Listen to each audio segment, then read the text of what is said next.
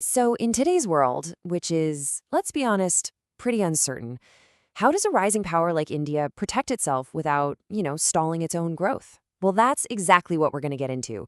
We're looking at India's ambitious strategy to carve out its own path. And this quote, yeah, it just hits the nail on the head. It perfectly captures what India's trying to do. This isn't about walling itself off from the world. No, it's about building a shield, a necessary defense for the kinds of global challenges we're all facing now. Which, of course, brings us to the big question, right? The whole point of this explainer: how do you actually build a shield like that? I mean, how does a nation make itself resilient when everything seems so unpredictable? Okay, to get to the answer, we first have to really understand the problem. Let's take a look at the global situation that's forcing India's hand, making this strategy less of a choice and more of an absolute necessity. I mean, think about it. We're living in a world where supply chains are incredibly fragile. One little snag and the whole thing can break. You've got geopolitical tensions cranking up, and you've got countries using economic policy like a weapon. In a world like that, putting all your eggs in one basket, yeah, that's a super high-risk game. So what's India's play here? How are they responding? Well, they've got this two-part strategy. It's a mix of a fresh foreign policy idea and some really decisive action back home. Let's break down these two main pillars.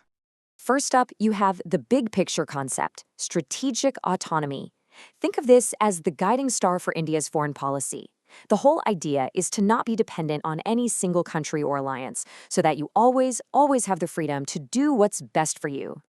And the second piece of this puzzle is what actually powers the first.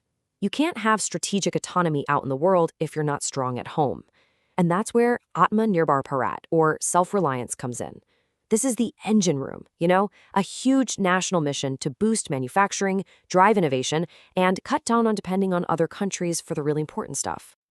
Okay, so that's the theory.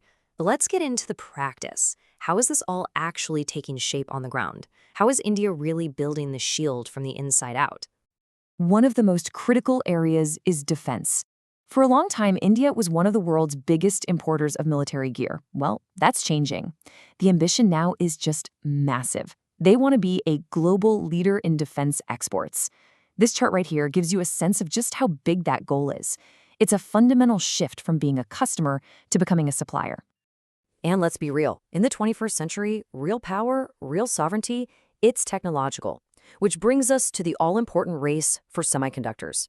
The plan is to seriously ramp up R&D, build an entire semiconductor ecosystem from scratch, and get this, the target is to launch the very first made-in-India chip by the end of 2025.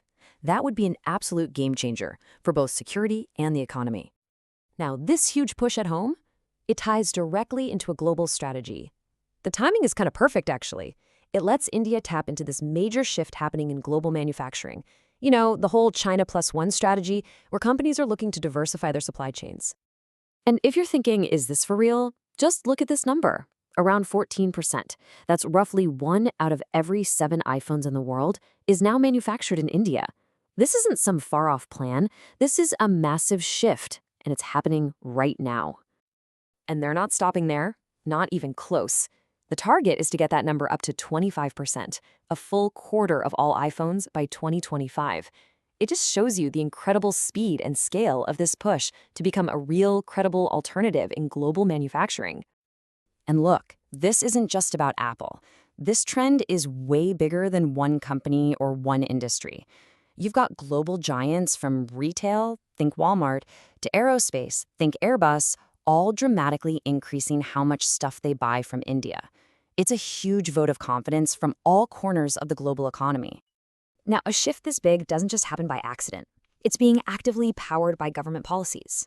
Things like the production-linked incentive schemes, which are basically big financial carrots, plus major upgrades to infrastructure.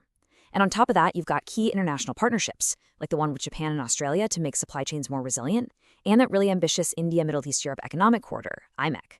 Both of these are about creating new, more dependable pathways for trade. Okay, but building up your economy and manufacturing, that's really only half the battle. The other half, and it's a tricky one, is navigating the super complex world of geopolitics. And that requires a very delicate balancing act. They call this balancing act multi-alignment. And what it looks like in practice is this. On one hand, India's getting closer with the US and its allies on security and tech. At the exact same time, it's keeping up strong trade with Russia and taking a leading role in groups like BRICS and the SCO. The core idea?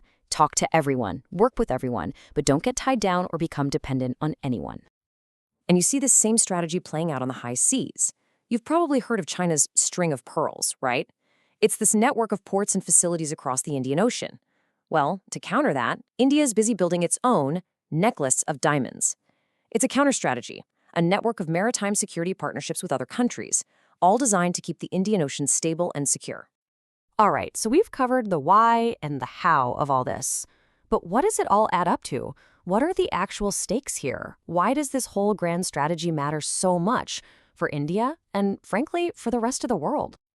Well, the potential payoff is just huge. We're talking about protecting your economy from all those global shocks we mentioned earlier. It's about boosting national security by having your own critical technology. It's about positioning yourself to be the world's next big manufacturing hub. And if you do all that, you naturally attract the global investment and the top talent you need to keep growing. And that really brings us to the final thought here. India's strategy, at its core, isn't about isolation. It's not about standing alone. It's about standing on its own 2 feet. But the big question, the one that lingers, is this.